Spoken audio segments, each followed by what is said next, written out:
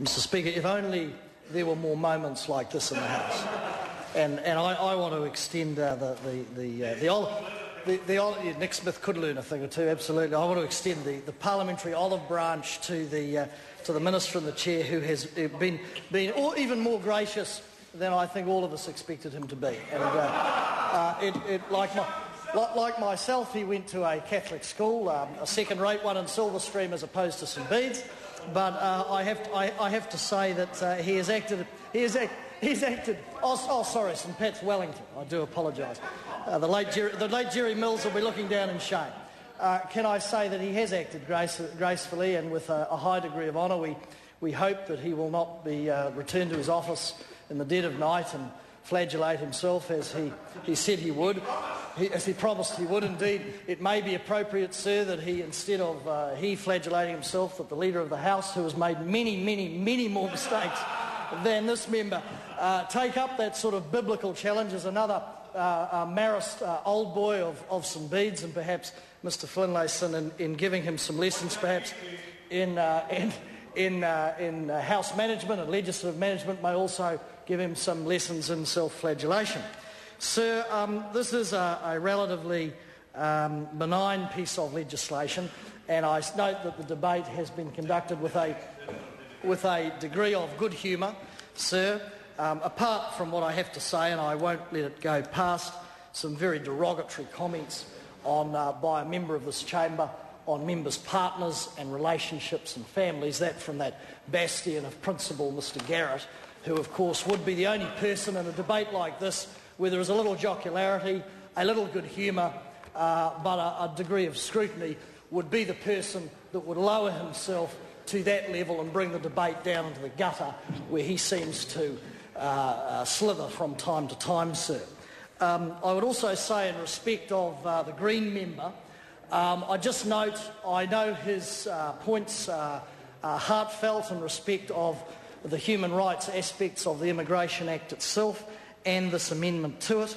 I would simply reiterate the points that I made to him before, that I agree with him that where a person crosses our border in a genuine fashion, a genuine convert perhaps to religion, who enters New Zealand in fear of his or her life, if they return to their country of origin, then I believe our past immigration processes, inefficient as some of them were, but also the new Act, would allow the Minister and the Department, on evidence, to act in a humanitarian fashion. But it is appropriate, as the member laughs, but has little experience in immigration matters, it is appropriate that the relevant government agencies scrutinise the veracity or lack of it of an applicant. Mr Locke said in the debate that how do we know the UN will always get it right? Good point. He then went on to quote Amnesty International, whom I have great respect for as an NGO, but I would put them in a second order of priority to the United Nations Commissioner for Refugees or the United Nations Commissioner for Human Rights. And I put it back on Mr Locke and say, how do we know Amnesty International and other NGOs that don't have the ability and the intelligence capability and intelligence agencies that perhaps the UN and governments and other Crown agencies do to make those judgments? I put that back to him, because maybe he has a crystal ball that many of us in this House don't have. Maybe he can judge the righteousness or lack of it of those who choose to take advantage of our humanitarian spirit as Kiwis. Maybe he can judge that through some sort of crystal ball that we don't have. Divine intervention, Mr Ardern says. Maybe that is the case. Mr Finlayson, being a pillar of the Catholic Church, may rise to his feet, and elucidate on that purpose. But in all seriousness, what this comes down to is ministers, whether they be Labour or National or any other flavour in this House, who sit in the chair of the Immigration Minister, being forced to make judgments on the veracity or lack of veracity of cases. Mr Locke seems to have taken my comments to heart, as if I'm saying that anybody who crosses our borders that makes a claim that we should be sceptical of them. No. We should question, we should seek evidence, and then we should make judgments. But I never accepted, as an Immigration Minister, pressure from groups based on a lack of knowledge and a lack of evidence. It is not enough to say somebody is a pillar of a church. I'm a Catholic. I don't think I'm a pillar of my church, but I think I have to be judged perhaps on evidence. It is not enough to say that somebody's a good bloke. It is not enough to say that they've been incarcerated for a number of years on their own choice, I say through you, sir, to Mr Locke. The cases that he talks about, that incarceration was of that person's choice, and they could have ended their incarceration. And I recall those cases, and as immigration ministers have, they must be guided by international agencies. And the UN, maybe the UN's changed its mind, but when I was in the chair, and perhaps up until recently, the UN took a far different view on Iran than Mr Locke did at the time. I think we may have discussed this at the time over a number of cases. Our job as a parliament, our job as immigration minister or opposition spokesperson or constituent or list member of parliament representing those nationals that wish to take advantage of our Kiwi humanity is to make judgments on evidence, to represent them on evidence. But at the end of the day, as Mr Finlayson has tonight, he's had to bite the bullet on this one.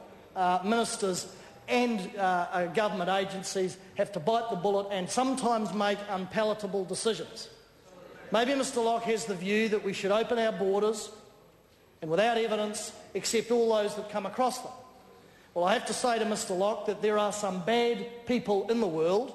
There are some people who are a threat to us, the people who are threats to our borders and others, and it is our duty as a parliament and as a government to ensure that our citizenry first and our border first is secured. So with those comments, sir, the Labour opposition, as we have throughout this debate, will indeed support this. We wrote most of the immigration bill, the National Party passed it, we supported it, and we believe that the bill and these consequential amendments, with of course Mr Finlayson's cast iron, rock solid, pot riveted guarantee that we will not be back here on Tuesday after Easter Monday or after the recess in urgency correcting another one of Mr Coleman, the sort of maestro of the parliament, another one of Dr Coleman's mistakes.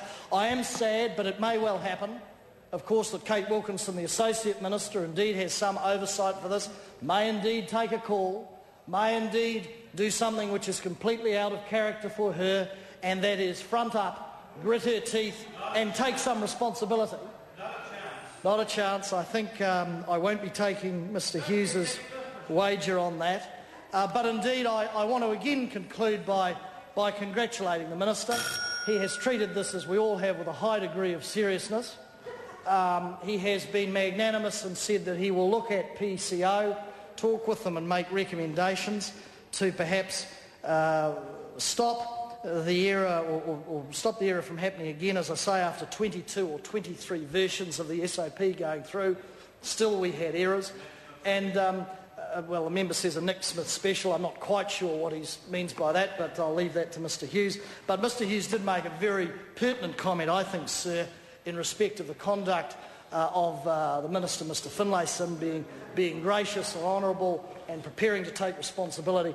And there are one or two members, sir, one that sits opposite to me, Dr Nick Smith, who could indeed, as Mr Hughes said, learn from Mr Finlayson's example. There is no politics in this, but it is one of those rare moments in this House, when in that old-fashioned Westminster tradition, a minister will come down, not blame his officials, not blame anybody else, and actually grit his teeth and say, I'm responsible. And the groundbreaking thing that's happened tonight is actually Mr Finlayson isn't the responsible minister.